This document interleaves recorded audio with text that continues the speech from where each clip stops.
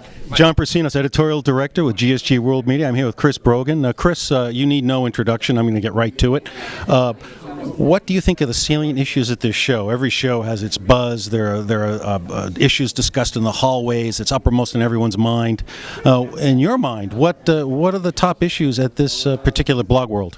I think a lot of people are wondering, are they going to make that jump from being a blogger who blogs for passion, who blogs ancillary to their business, to being someone who's going to blog as their business, or who's going to take their blog a little more seriously in their business usage? And so I think there's people here wondering how to become a media company or how to use their service to deliver a little bit more business value. So I think most people are looking, how do they amplify that human channel and connect up to people? Okay.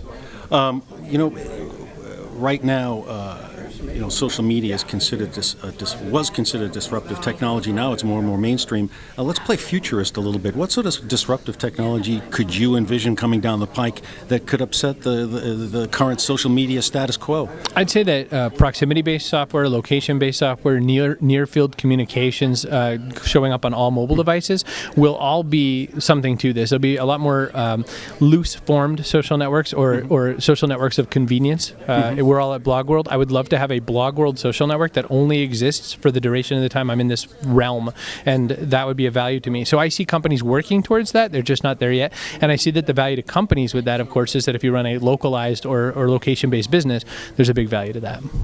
One last question, and I'll let you go.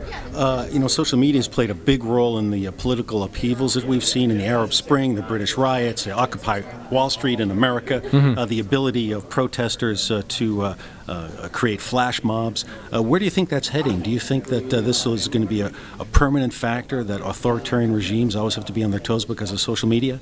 I think everyone has to be on their toes because of it. I think that the tools allow for a voice, and we've all wanted a voice for a long time, but just like the Gutenberg Bible was a press device, that press allowed anyone who could afford a Gutenberg Bible to do it. And then people who could afford $100,000 a day could do video shoot. Well, now anybody can do a video shoot. Now anybody can be the Gutenberg press. So I think that the opportunity is that this deluge can then be counted. The people who have a voice now are outnumber the people who want to quell that voice. So whether or not I agree with certain protests, I would say that the opportunities have grown exponentially in getting that protest heard, and then people choosing to take an action or not. Right, because technology empowers people at the grassroots. We have citizen journalists now, amateur journalists, and they get around the corporate gatekeepers who used to control information. Right, and there's some challenges to that because a journalist is an education, it's a skill, and there's a requirement for balance. There's all these requirements that come to being a professional journalist versus a reporter.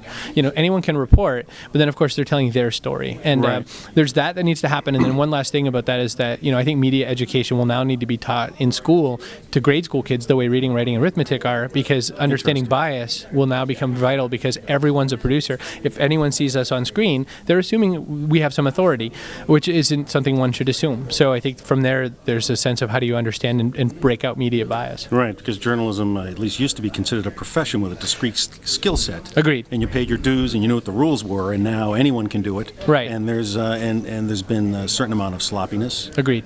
So hey, listen, thanks for your time, Chris. My really pleasure, appreciate John. it. Thanks. Thank you.